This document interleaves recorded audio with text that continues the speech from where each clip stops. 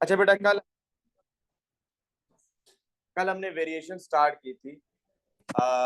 Variation में basically हम हमारे पास क्या होता है कि एक नोन पेयर दिया होता है क्वांटिटीज का, और दूसरा जो पेयर होता है उसमें से एक क्वांटिटी अननोन होगी और दूसरी नोन होगी आपके पास। आपको इसको सॉल्व करना है। दो तरीके हैं, एक है रेशियो मेथड जो हमने कल डिस्कस किया था। रेशियो मेथड में आपको खुद से डिटरमिन करना है कि जो दो क्वांटिटीज हैं वो डायरेक्टली कनेक्टेड हैं या इनवर्सली कनेक्टेड हैं। अगर डायरेक्टली कनेक्टेड होंगी तो आपने इस तरीके से उनको अलाइन करके आपने क्रॉस मल्टीप्लाई करना है, और अगर इनवर्सली कनेक्टेड हैं तो आपने स्ट्रेट मल्टीप्लाई करना है, और आपके जो भी रिलेटेड आंसर्स होंगे वो आपकी कैलकुलेशन हो जाएगी आपकी उनसे। आज हम देखेंगे इसी टाइप के क्वेश्चंस होते हैं, टॉपिक सेम है बट इनका क्वेश्चन पूछने का स्टाइल और क्वेश्चन अटेम्प्ट करने का स्टाइल भी फिर डिफरेंट होगा। यहाँ पे अब जैसे मैंने ये क्वेश्चन लिखा था, इसमें कहीं पे भी एग्जामिनर ने आपको नहीं बताया कि कौन सी चीज किस चीज के डायरेक्टली प्रोपोर्शनल है या इनवर्सली प्रोपोर्शनल है। ये मैंने एक एग्जांपल दी थी जो इनवर्सली प्रोपोर्शनल के थी, इनवर्सली कनेक्टेड थी वो दो क्वांटिटी। इसके अंदर आपको ये मैंने बताया रेशियो मेथड वहां अप्लाई होगा। रेशियो मेथड के क्वेश्चंस के लिए आपको खुद से डिटरमिन करना है कि इधर the two quantities are directly connected और इनवर्सली कनेक्टेड। अब ये क्वेश्चन आप पढ़े, इसमें कहीं पे भी ऐसा नहीं लिखा हुआ कि ये डायरेक्टली कनेक्टेड है या इनवर्सली कनेक्टेड है। इस क्वेश्चन को आपने पढ़ना है। आपको क्वेश्चन पढ़ के जैसे ही क्वेश्चन पढ़ना खत्म करेंगे आपको आइडिया हो जाएगा कि ये वेरिएशंस का क्वेश्चन है, क्योंकि उसमें दो क्वांटिटीज का जिक्र है, एक स्पीड का और एक टाइम का। एक नोन पेयर आ गया आपके पास जो कि स्पीड और टाइम दिया हुआ है, फिर एक सर्टेन डिस्टेंस के लिए आपको उससे वो टाइम पूछ रहा है, how long will it take, फिर उसके अगेंस्ट स्पीड दी हुई है। इन चीज़ों को हमने अलाइन किया और रेशो मेथड से इसको सॉल्व किया। अब जितनी ज़्यादा स्पीड होगी उतना कम टाइम लगेगा, तो ये इनवर्सली रिलेटेड थे तो हमने इसको स्ट्रेट मल्टीप्लाई किया यहाँ।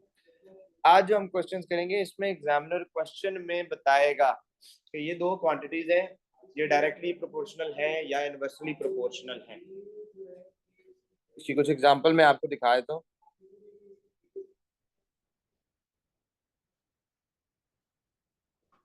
जैसे अब ये क्वेश्चन है, अभी सिर्फ क्वेश्चन रीड करें।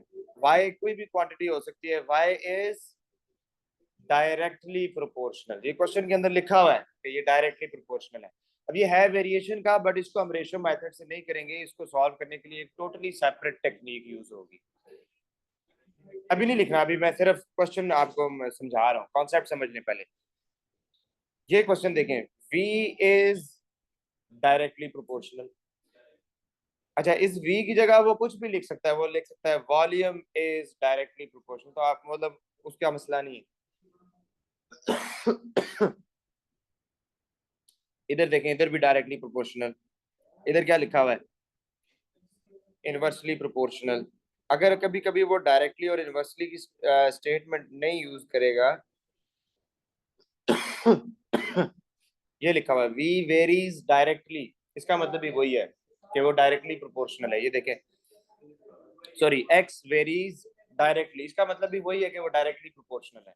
ओके, तो ये इस तरह के जहां भी क्वेश्चन आएंगे जिसमें क्वेश्चन के अंदर प्रोपोर्शनैलिटी डिफाइन कर रहा होगा, जिसके अंदर वो प्रोपोर्शनैलिटी डिफाइन कर रहा होगा, वो सारे क्वेश्चन आपने रेशियो मेथड से नहीं करने। वो किस मेथड से करेंगे, के मेथड से। अब के मेथड से आपने किस तरीके से करना है, अगेन इसमें भी दो आपके पास पॉसिबिलिटीज हैं, एक होगा डायरेक्टली प्रोपोर्शनल और एक होगा इनवर्सली प्रोपोर्शनल। अगर एग्जामिनर कहता है ए इज डायरेक्टली प्रोपोर्शनल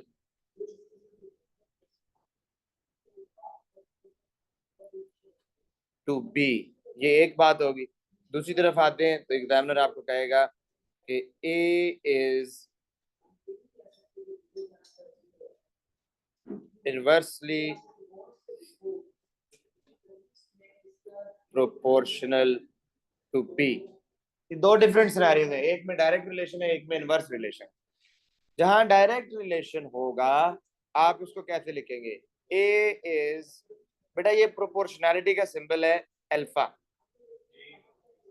ये सिंबल किसका है, प्रोपोर्शनैलिटी का। ये डायरेक्ट का या इनवर्स का नहीं है, ये किसका सिंबल है, प्रोपोर्शनैलिटी का। इसको ये ग्रीक लेटर है अल्फा, ठीक है। बल्कि उससे मिलता जुलता ही है। ए इज डायरेक्टली है किसके, बी के। अब क्योंकि डायरेक्ट रिलेशन है तो बी मैं इसके सामने लिखूंगा। इस केस में ए इज इनवर्सली प्रोपोर्शनल, तो ए फिर प्रोपोर्शनैलिटी का सिंबल। अब क्योंकि इनवर्सली प्रोपोर्शनल है बी के, तो मैं बी जो है उसके सामने नहीं लिखूंगा, मैं 1/b लिखूंगा। मैं क्या लिखूंगा, 1/b। यहां तक बात समझ में आई है? तो जब भी डायरेक्टली प्रोपोर्शनल होगा, एक क्वांटिटी दूसरे क्वांटिटी की डायरेक्टली प्रोपोर्शनल होगी, तो बिल्कुल आमने सामने लिखेंगे। जो इनवर्सली प्रोपोर्शनल होगा, तो ए जैसे अब ये है, A is inversely proportional to B, तो मैंने लिखा है ए प्रोपोर्शनल टू 1/b। अगर वो बोलता है A is inversely proportional to सी, तो मैं लिखूंगा ए इज प्रोपोर्शनल टू 1/c। वो कहता है x is inversely proportional to y, तो मैं लिखूंगा x is proportional to 1/y। ठीक है। वो कहता है X square is proportional to, inversely proportional to cube root of Y, cube root of Y, तो मैं लिखूंगा एक्स स्क्वायर प्रोपोर्शनल टू 1/क्यूब रूट ऑफ वाई। तो कुछ भी इस तरीके से आपको दे सकता है, तो आपने इसके अकॉर्डिंग लिखना है। अभी तक जो इंपॉर्टेंट समझने वाली बात है कि डायरेक्टली जी, अच्छा, अगर वो मतलब अभी तक हमने ये सीखा कि डायरेक्टली हो या इनवर्सली हो, प्रोपोर्शनैलिटी का सिंबल इन एनी केस आएगा। अगर डायरेक्टली है तो जो क्वांटिटी के डायरेक्टली है तो उसके सामने लिखेंगे, अगर इनवर्सली है तो 1/p लिखेंगे। यहाँ तक क्लियर है? अब अगले स्टेप पे आते हैं और यहाँ पे आपके कुछ सवाल का जवाब भी मिल जाएगा। जब भी आप प्रोपोर्शनैलिटी का साइन, ये इक्वेशन तो नहीं है, हम मैथ्स कर रहे हैं, वी नीड इक्वेशन, ठीक है। So whenever you remove the sign of proportionality, ये रूल है, ठीक है, you will always replace with an equal sign and a constant number, equal sign and a constant number, जो कि मोस्टली क्या लेते हैं हम, के, जिसकी वजह से उसको मैं के मेथड होता है, ठीक है। इक्वल साइन एंड कांस्टेंट, इसको इसी ऑर्डर में करना है।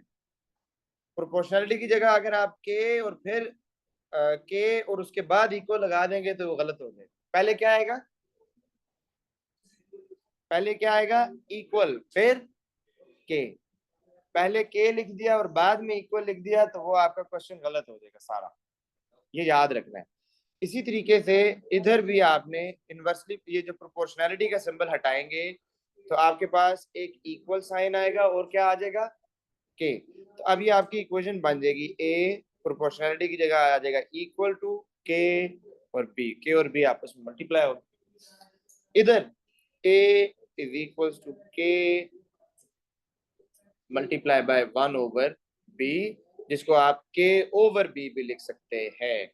तो मैं अब जब जितने भी क्वेश्चंस करूंगा मैं इनको डायरेक्ट लिखूंगा, ए, ये इस स्टेप के बाद मैं डायरेक्ट लिखूंगा ए इज इक्वल टू के ओवर बी। मैं ऐसे नहीं लिखूंगा पहले कि प्रोपोर्शनलिटी की जगह इक्वल और के लगाया फिर मल्टीप्लाई बाय 1/b करके स्टेप पे आऊंगा, मैं डायरेक्ट लिखूंगा के ओवर बी। यहाँ तक बताएं किसी को कोई प्रॉब्लम, यहाँ तक कोई प्रॉब्लम? नो।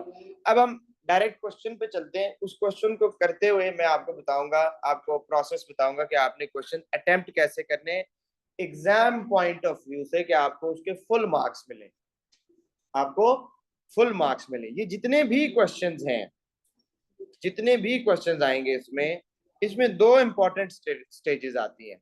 सबसे पहली स्टेज आती है कि फाइंड द वैल्यू ऑफ के, वो जो हम के इंट्रोड्यूस करवा रहे हैं, के की वैल्यू फाइंड करनी। पहले स्टेप में आपने क्या करना है, के की वैल्यू फाइंड करनी है। दूसरी स्टेज में आपने क्या करना है, जो क्वेश्चन के अंदर अननोन क्वांटिटी है वो आपने फाइंड आउट करनी है। तो इस क्वेश्चन को अगर आप पढ़ें, क्वेश्चन का ओवरऑल डेकोरम अगर आप देखेंगे सेम एज जो हमने कल किया है। कल जो हमने चीजें पढ़ी थी जिसमें हमने रेशो मेथड से किया था, दो क्वांटिटीज डिस्कस हो रही थी, उन दो क्वांटिटी से रिलेटेड एक नोन पेयर था, मतलब आपको एक कंप्लीट सेट ऑफ इंफॉर्मेशन दिया गया था। यहाँ पे भी ऐसा है, यहाँ पे भी अगर आप गौर से देखें, ये आपके पास नोन पेयर है कि जब x की वैल्यू 6 है when y is equal to 8, this is a known pair. x और y कोई भी दो क्वांटिटीज हो सकती हैं, x और y कोई, ये स्पीड हो सकता है, ये टाइम हो सकता है, कुछ भी हो सकता है, ठीक है। अच्छा, अब उसके बाद आगे कह रहा है find the value of x। अब ये एक x अननोन आ गया और वैल्यू ऑफ y आपको यहाँ पे गिवन है। कल भी ऐसा ही हो रहा था, यहाँ पे x और y डिस्कस हो रहा है, x y, एक नोन पेयर दिया हुआ है 6 8, एक आपको x फाइंड आउट करना है, अननोन है वो, और y आपको गिवन है 64। ये मैंने रेशियो मेथड के पैटर्न पे लिखा है, आपने लिखना नहीं है, ये मैं सिर्फ समझा रहा हूँ कि डेकोरम वही है कि एक नोन पेयर आ गया और एक पेयर में आपके पास एक क्वांटिटी अननोन है और दूसरी उसकी जो पेयर का पार्ट बनती है y 64 वो दिया हुआ है। तो ये आपके ओवरऑल डेकोरम वही है, बट आपके जो क्वेश्चन को अटेम्प्ट करने का स्टाइल है, सारी मेथोडोलॉजी चेंज हो जाएगी इसके अंदर।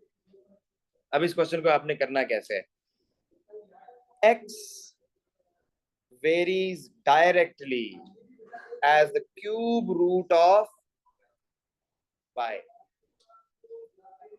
बल्कि एक काम करते हैं, पहले आसान क्वेश्चन करते हैं पहले आसान क्वेश्चन कर लेते हैं बच्चा, बल्कि सब एक सही है, इसी पे आए। x वेरीज डायरेक्टली, तो पहले जो उसने बात लिखी है उसको हम लिख लेते हैं जी। शाहनवाज, क्या बात है। अच्छा, तो फिर आपको उससे क्या मसला है, उसने कर लिया, आपको क्या प्रॉब्लम, मैं आपसे पूछ रहा हूँ। तारीफ करें जी, चले जी बच्चे सारे उसकी तारीफ करें, शाहनवाज जरूरी समझते हैं तारीफ करना। चलो हामिद तारीफ करो उसकी, आप भी आप भी करें, हाँ, आप भी करें, राफे तारीफ करें, ज्यादा जरूरी है। वेरी नाइस, हाँ जी शाहनवाज ठीक हो गया, मुझे बता दिया करो कोई ऐसा मसला होता है, कोई बात नहीं, ठीक है। अच्छा चले स्टार्ट करो, इजाजत ठीक।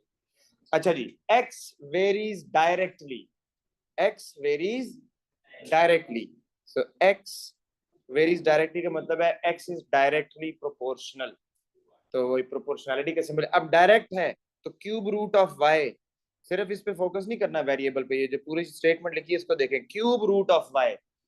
तो बताएं क्यूब रूट ऑफ y इसके सामने लिखूं या 1 over cube root of y करूं, तो क्यूब रूट ऑफ y जब डायरेक्टली है तो सामने लिखेंगे, इनवर्सली होगा तो 1 over cube root of y ऐसे लिखेंगे। अभी क्योंकि डायरेक्टली प्रोपोर्शनल है तो ऐसे लिखेंगे। नेक्स्ट, प्रोपोर्शनैलिटी का साइन जब भी हटाते हैं क्या आता है, इक्वल्स टू एंड के क्यूब रूट ऑफ y। अच्छा, मैंने आपको बताया था फर्स्ट स्टेज में हमने क्या करना है, फाइंड द वैल्यू ऑफ के। पहली स्टेज में आपने क्या करना है, के की वैल्यू फाइंड करनी, क्या करना है, के की वैल्यू फाइंड करनी। अच्छा जी, के की वैल्यू क्यों फाइंड करनी है ये भी सुन ले जरा। इस इक्वेशन में 3 अननोन्स हैं, मैं आपको कहता हूँ y की वैल्यू 64 है, चलें आप पुट कर लेते हैं, x फाइंड करें। 64 तो इधर पुट कर लेंगे, के में क्या पुट करेंगे पता ही नहीं। तो इसीलिए पहली स्टेज में क्या चीज इंपॉर्टेंट है, to find out the value of k. अब के की वैल्यू कैसे फाइंड करनी है, ये जो नॉन पेयर ऑफ इंफॉर्मेशन दिया हुआ है इसको यूज करें। हाँ जी Safiullah, known pair of information use करेंगे, फिर आपके पास के की वैल्यू आएगी। बताएं जी नॉन पेयर ऑफ इंफॉर्मेशन क्या है सफीउल्लाह, x6 और y8, ये जो वैल्यूज दी हुई है this is non pair of information, ये आपने इसमें पुट कर देना है। ये ध्यान से देखना है कि नॉन पेयर कौन सा है, ऐसा नहीं करना कि y इधर से उठा लिया x इधर से उठा लिया, नो। स्टेटमेंट रीड करें कि x की वैल्यू 6 है when y is equals to 8, तो this is the known pair of information. अच्छा, तो x की जगह आप 6 पुट कर देंगे, के क्यूब रूट ऑफ y की जगह आप क्या पुट करेंगे 8, यहां से बेटा आप के की वैल्यू निकाल लेंगे, 6 ओवर क्यूब रूट ऑफ 8 कितना आता है, 2 आता है, तो के की वैल्यू क्या आ जाएगी 3। हमारा पहला टास्क कंप्लीट हो गया, पहला टास्क कंप्लीट हो गया। हाँ जी, अभी जब पहला टास्क कंप्लीट हुआ है, अब आप ये जो ऊपर आपने इक्वेशन लिखी थी ये वाली, इसको दोबारा लिखेंगे, बट दिस टाइम आपके पास क्या चीज आ गई है, के की वैल्यू आ गई है। तो अब आप ये इसकी इक्वेशन को लिखेंगे तो ये क्या बनेगी, x is equals to 3 times cube root of y। बेटा ये बहुत इंपॉर्टेंट इक्वेशन है, ये एग्जामिनर मांगे या ना मांगे आपने लिखनी है, इसके मार्क्स सर होते हैं। जी बेटा। सर यहाँ पे 6/2 कैसे आया? 6 डिवाइडेड, ये इधर क्यूब रूट 8 मल्टीप्लाई हो रहा है के साथ, उधर जाके क्या होगा, डिवाइड होगा ना। 8 का क्यूब रूट क्या आता है जैनब? सर जी आप मुझसे पूछ रहे हैं?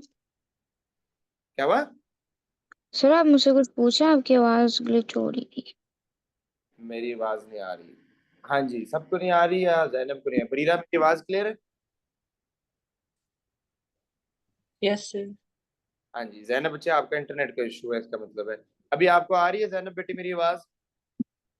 जी सर। अच्छा, ये क्यूब रूट ऑफ 8 के साथ मल्टीप्लाई हो रहा है, मुझे के फाइंड करना है। इधर से देखिए, मैं इसको ऐसे लिख सकता हूँ, k is equal to 6 divided by cube root of 8। ये इधर क्यूब रूट 8 मल्टीप्लाई होता है तो जाके डिवाइड हो जाएगा 6 के साथ, ऐसे लिख सकता हूँ।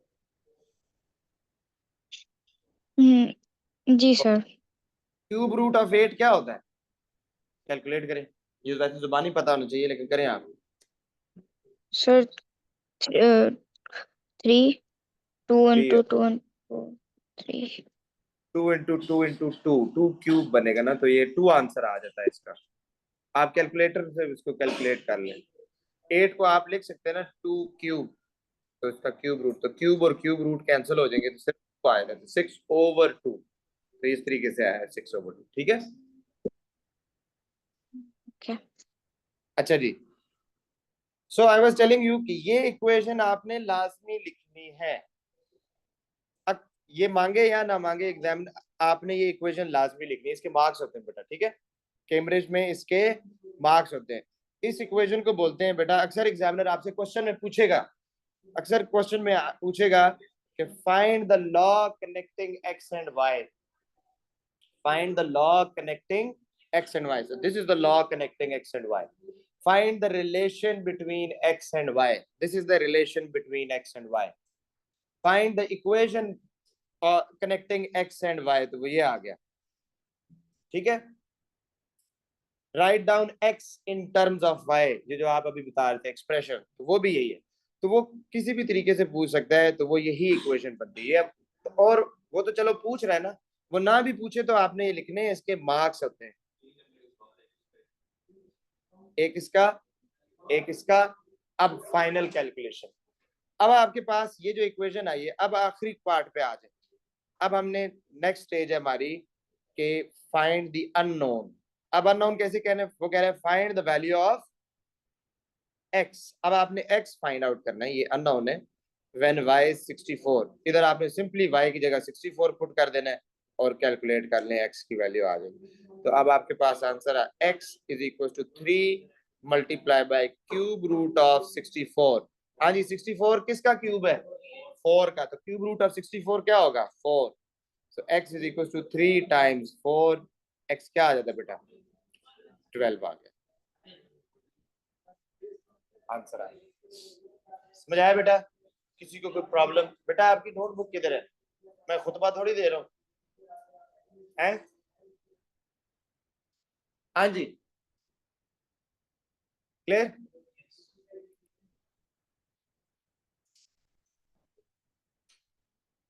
अच्छा जी, अब मैं एक क्वेश्चन करवाता हूँ इनवर्सली प्रोपोर्शनल का। ये देखें मेरा, ये क्वेश्चन देखें, किसी को कोई प्रॉब्लम है तो बताएं।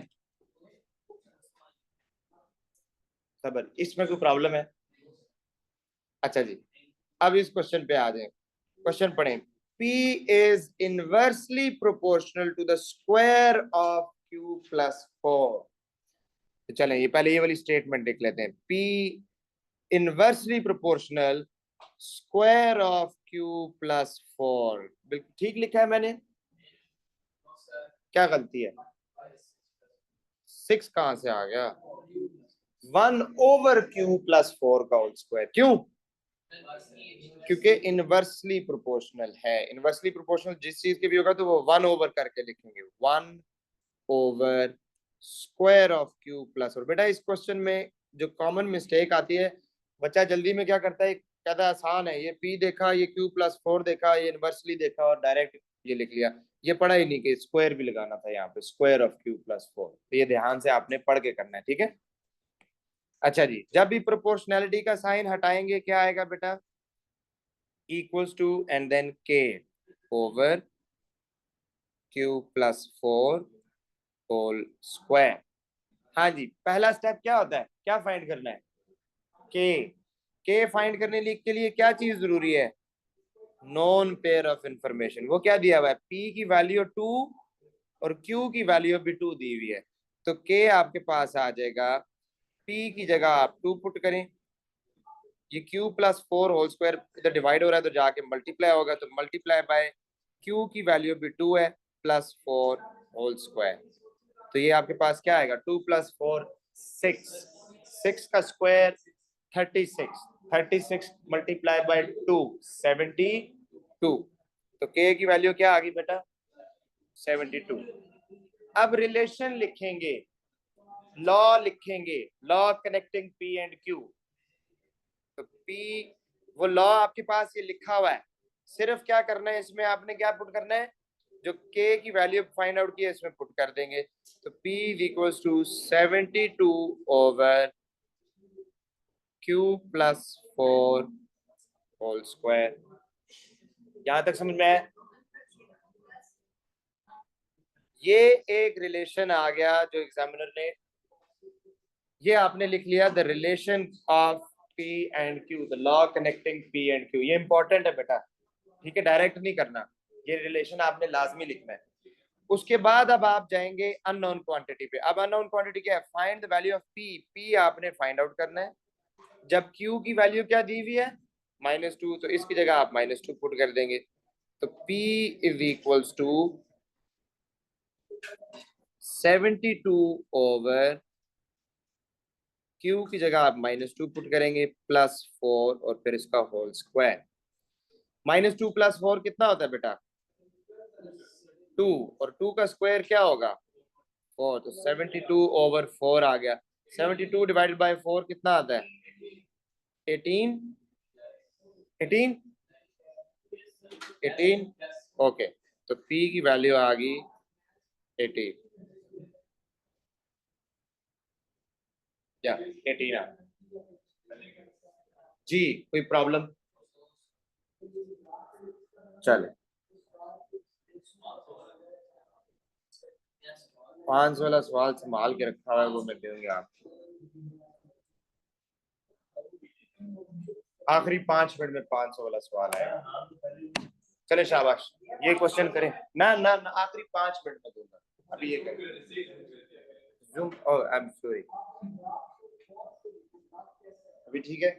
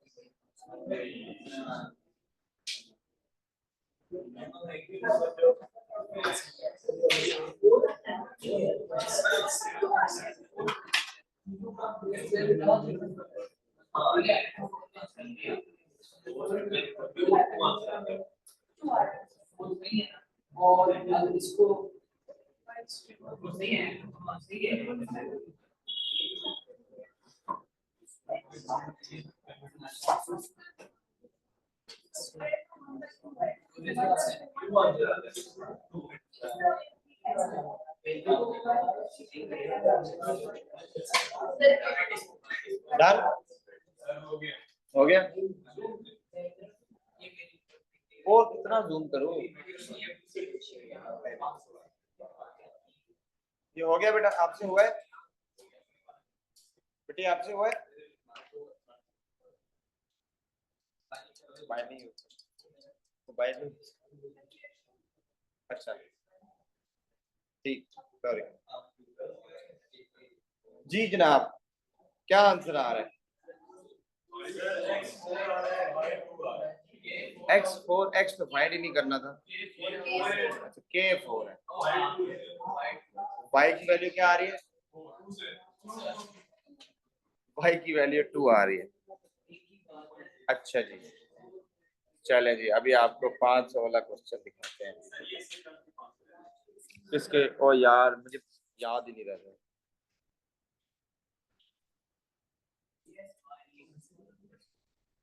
ये पूरा क्वेश्चन है 500 का, अभी सिर्फ ये पहले पार्ट ए करें।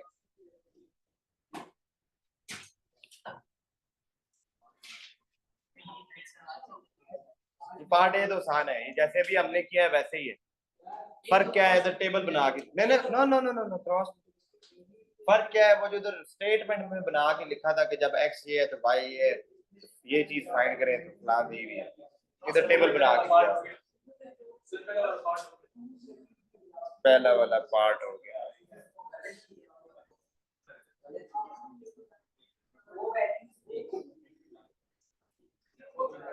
बेटा ये आसान है, चले इसमें मैं हिंट दे देता हूँ। ये नॉन पेयर ऑफ इंफॉर्मेशन है, ये नॉन पेयर है। इक्वेट नहीं हो रहा है राफे। क्या लिखा है? P is directly proportional to, तो P directly proportional to Q, तो P is equals to K Q। अब K की निकालने के लिए नॉन पेयर यूज करना है, ये नॉन पेयर। ये कहते थे दो पेयर है, ये P है ये भी P है, P और Q ये है। पहले पहले पहले कर ले शामिल। ये P की वैल्यू क्या आ जाएगी? अच्छा P is equals to sorry non pair है, तो 27 is equals to K9, तो K आ जाता है 3। तो रिलेशन क्या बना है आपके पास? P is equals to 3Q। अब वो कह रहा है R फाइंड करें। R बेसिकली क्या है? Q है। अच्छा तो P की वैल्यू 33, फर्स्ट पार्ट सेंड कर दिया। P की वैल्यू 33 और Q की जगह आप R लिख लें, तो R क्या आता है? 10 किधर से आ रहा है? 11 आ रहा है।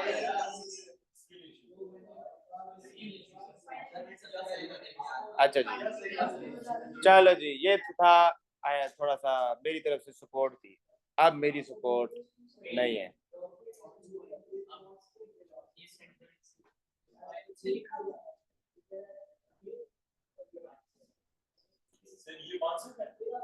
पूरा 500 का, अभी पार्ट बी, अभी पार्ट सी रहता है, पार्ट सी पे बाद में आएंगे।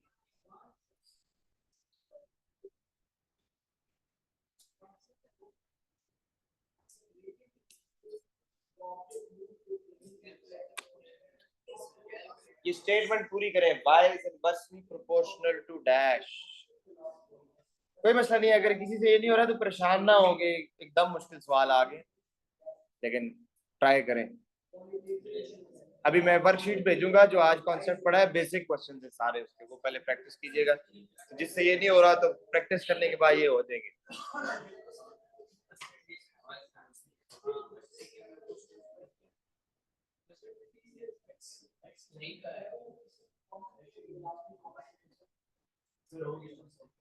y is inversely proportional to x।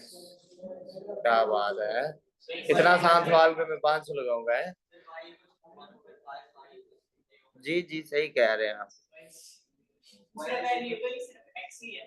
ठीक कह रहे हैं आप, बिल्कुल ठीक कह रहे हैं।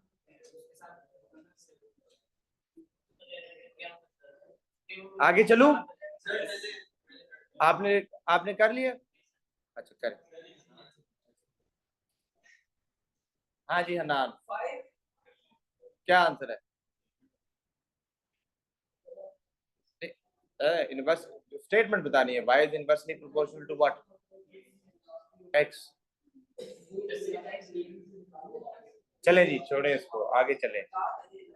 बताएंगे ना, अभी 500 रुपया लगाया हुआ, क्या कर रहे हैं?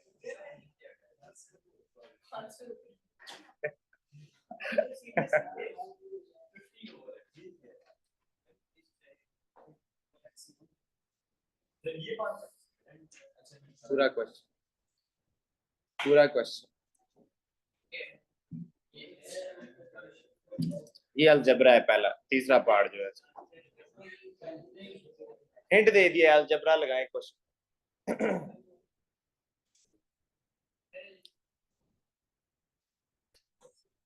नूर, नूर क्या हो गया?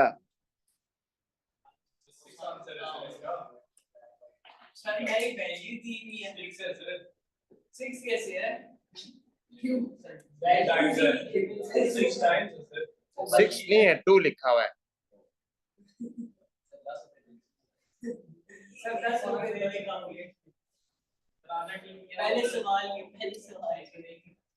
जी जनाब, मैं देखूं ऑनलाइन में से किसी ने भेजा है पार्ट। ऑनलाइन में से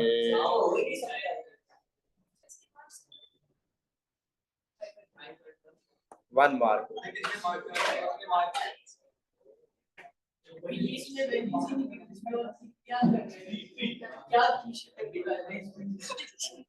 ये आंसर नहीं।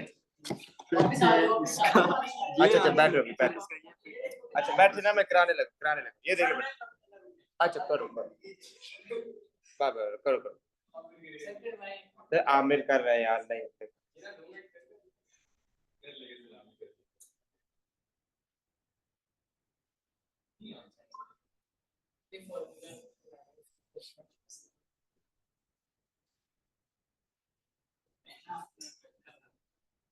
आप अपना फार्मूला बनाएंगे इंशाल्लाह। क्या? सो व्हाट, प्रोपोर्शनैलिटी है। उसने तो ये पूछा ही नहीं है कि एम की वैल्यू। अच्छा डैश निकाल देते हैं आपको, ये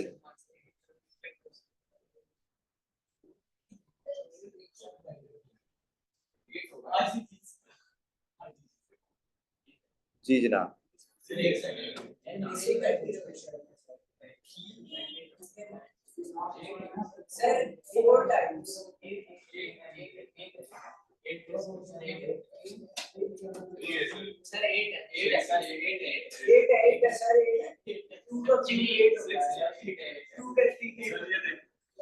अच्छा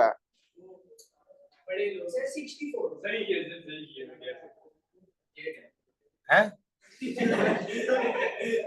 अच्छा ठीक है, कोशिश की है, अच्छी कोशिश है, बाकियों से बहुत बेहतर है। अच्छा देखिए बेटा, पहले ये वाला क्वेश्चन, आपने सिर्फ वेरिएबल देखा है कि ये y है ये x है, तो क्या आपने कहा ये y is inversely proportional to x?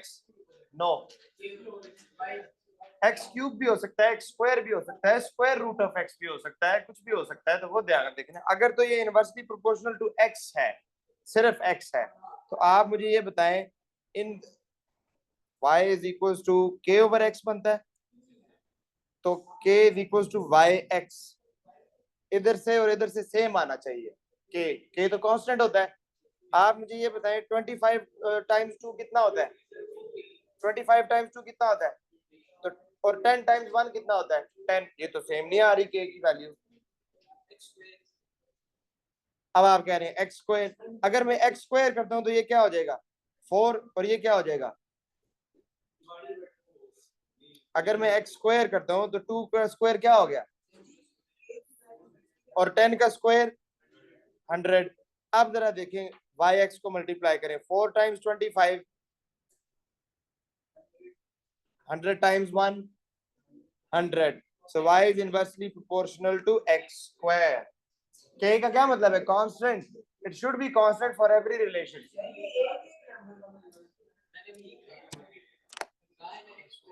अच्छा, अब ये देखे जरा, वो कह रहा है m is directly proportional to l cube, यानी m is equals to k times l cube. ठीक हो? अब वो कह रहा है k कुछ भी हो सकता है, k को आप एज अ k ही लेके चलेंगे, तो ये रिलेशन बन रहा है आपके पास, नॉर्मल रिलेशन जो है, आप इसको कह दे m1, बताता हूँ, ठीक है, और इसको बोल दे आप इसको आप l ही रखें. अब वो कह रहा है how many times larger is m when l is multiplied by, अच्छा अब इसको आप 2 से मल्टीप्लाई करेंगे, तो m2 यानी अब सेकंड सिचुएशन आ रही है कि आपने l की वैल्यू चेंज कर दी है, तो दैट वो डेफिनेटली m की वैल्यू डिफरेंट देगा. So m2 is equal to k times l की वैल्यू क्या आ गया, 2n. Instead of l you have 2l. l को आपने l को 2 से मल्टीप्लाई करना है, l क्यूब को 2 से नहीं मल्टीप्लाई करना. ये क्या कह रहा है? Simple l is multiplied by 2. अच्छा, ये क्या हो जाएगा? m2 इज इक्वल टू, ये आता है, आप मुझे ये बताएं, m2 is equal to 8k l cube. ये k l क्यूब क्या था आपके पास? m1 था, तो m2 is equals to 8 times m1. How many times larger is m? 8 times. अब ये, हाँ, ये उसकी लॉजिक थी. अगर ये समझ में नहीं आया तो परेशान ना हो, ये वैसे ही मैंने आपका चैलेंज क्वेश्चन दिए, आगे हमने इसकी प्रैक्टिस करनी है. ओके जी, अल्लाह हाफिज.